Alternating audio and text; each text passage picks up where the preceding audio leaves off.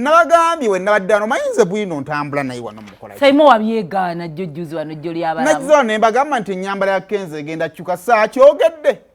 Wakyogedde. Yabadde mu ki? Mu suuti.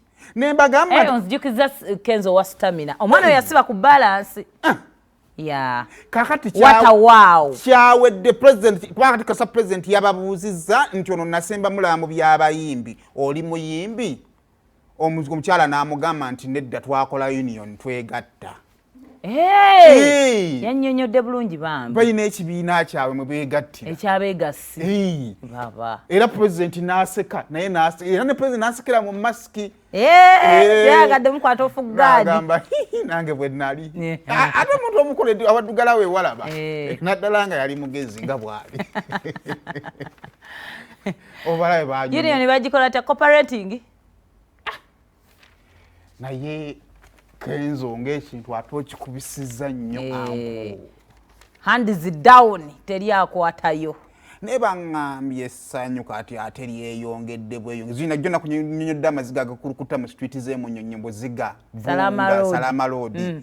Kati ate waliwo famire mwerimu omukyala musanyufu. Nsonga ki? Ekimusanyusa nti waliwo abayimbi babiri abaddugavu n'omweru omu be baakubye ebbusu. Olimba kati asanyuka ki? Ti at least era kale. Mwannemesa. Nammwe kababalemesa. Nti essanyu liwali. Buli kayimba kakamunyumira kateekamu. Aye waliwo obuzino pya bwe yafuda. Ateekamu n'agamba nti kale abaddugavu si mwe mulina. Kale naawe omweru si gwa mulina. Ekiri wali. Weetaaga dduwa yakamula. Mwana atumuleke. Soko tuweekoko nga tabirabangako bino. Minisita waffe. Amanya Minisita Nyamutoro waffe nnyo. Wammwe. Nze ndi Golodi wa Uganda. I, Fiona Nyamutoro, swear in the name of Almighty God that I will be faithful and bear true allegiance to the Republic of Uganda, and that I will preserve, protect, and defend the Constitution. So help me God.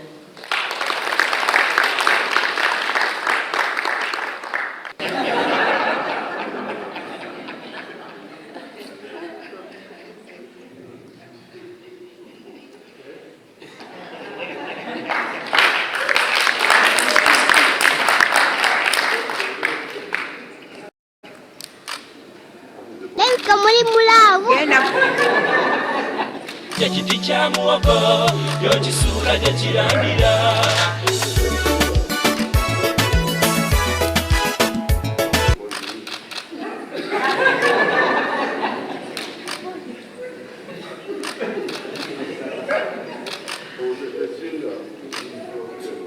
Uganda government, where are you? I've never received anything from Uganda government.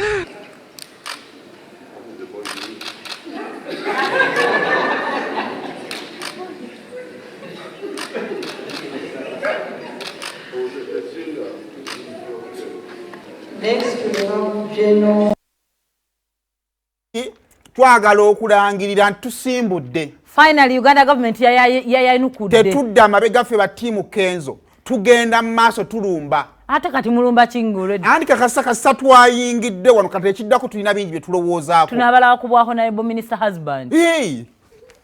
Kati Kenzo taite empyejja. The energy boy. For the Minister of Energy. Tusimbudde tetudda mabega tetwagala diversion niyo. Alwanirire munne wano twala omutukala Moses. Buli muntu alwanirire munne. Tetwagala diversion niyo natobaako kyotujjukiza. Naye tugenda obba kuba emigo mumanyire ekitonde ekikazi mwe babatenda ku kyalo ku kino. Babatenda sayimo ku kyalo kino. Temutubulira ngeri gye tukozesaamu bye tulina. Nedda. Boma musaza oti mutunule wano mba mutunula. Ne waliwo omukazi gwe omukazi akupasulira omusajja n'ogamba ne Katonda nkamupasule. Kiki oyinza okugamba omwana oyo? Yapasudde Kenzo yabadde wani. Ati nga wadde ongambye. Kuki? Oli mukazi yarondedde kitu kyemwasuulaawo. Yalonze kifudde. Kyakaaba Uganda government where Uganda government is there. President Museveni n'agamba ono akyasoma essaawa yonna ajja. Weesiriikirire Kenzo. Kenzo. Yali akyasoma. But if it's true as we see it, that's beautiful. Yene ekibeera kimala okubeera nga kifu Kenzo oba otukuddeko. Ng'omala gawerekera by'osanze. Ozungu owerekera bala mwani yamwerekedde. Weegye emyaka okyawerekera? Sima mukwano gwange mwerekereko. Togeza. Ate nayo minisita tutandika kuddamu byakuteeka mu bintu byakukubuzaabuza kukweka. Omusajja beesibako mwesibe. Bw'ogenda okulayira genda naye. Etuvaawo nga kuwoowa.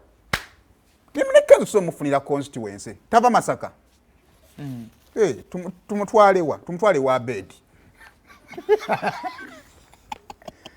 Kwa bedi atuse myaka gyo retirement. Tumutwale wa bedi.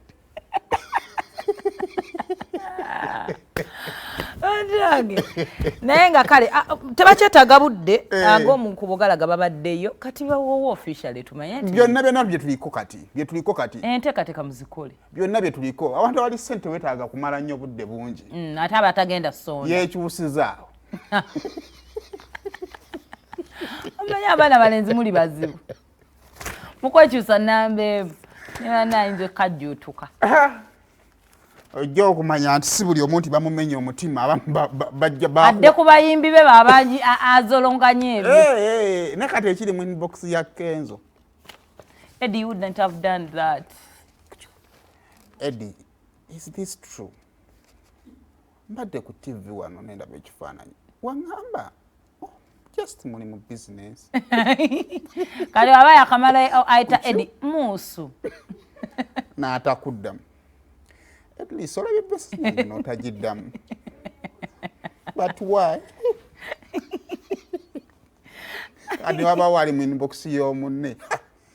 Mukazi kye babikoze.